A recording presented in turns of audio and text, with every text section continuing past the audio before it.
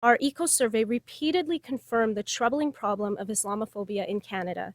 For example, our survey found that while Canadians believe in the protection of religious rights generally, they are less concerned for the religious rights of their Muslim co-citizens. For example, 82% of Canadians give importance to religious freedom generally, but only 68% of Canadians give importance to the protection of the rights of Muslims to practice their religion.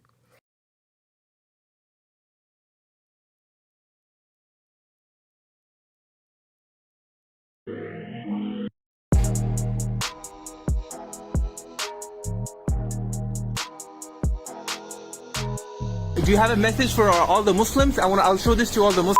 You! You! What's your name? My name is Mary, Mother of Jesus. You! Get on a plane and go home. We hate Islam. We hate Islam. What you think is not important in this country. You need to understand that. What you think is zero.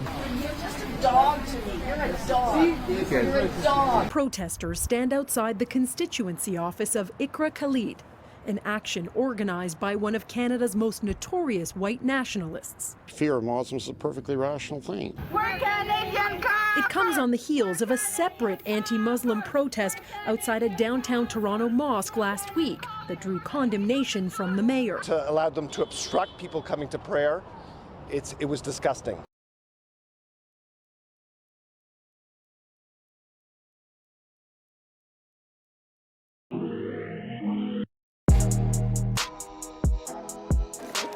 A new poll suggests Canadians are not as tolerant as they like to believe. The Angus Reid survey finds 1 in 4 support a Trump-style travel ban in this country.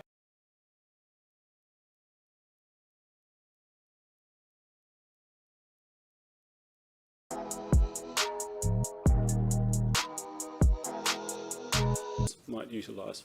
The description of the attacks read to the court was chilling.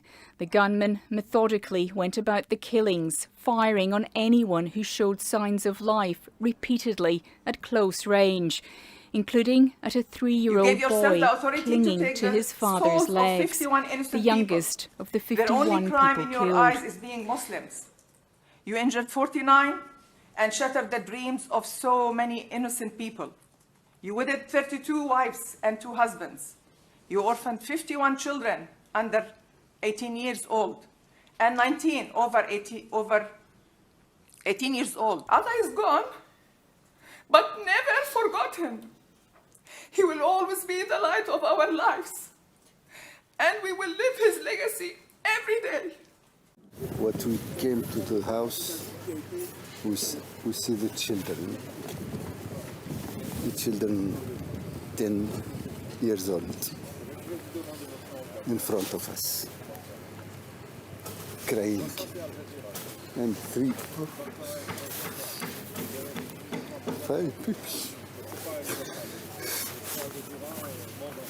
try to kill me. It's very sad. What did you say to them?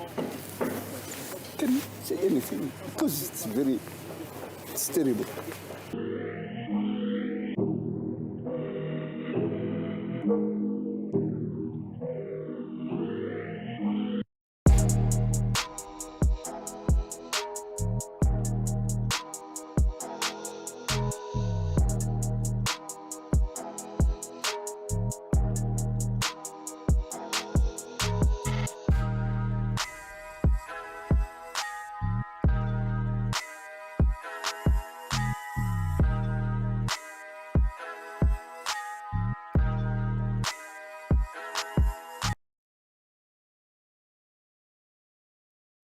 He says he wants his passion, boxing, to be his career. What the water mean to you? You know what I mean? That's how boxing mean to me. I mean, I see myself at the top one day. However, despite opportunities to fight, Abdur says he has missed fights for a higher purpose. He says as a Muslim man, he believes he should distinguish himself as faithful by not shaving his beard.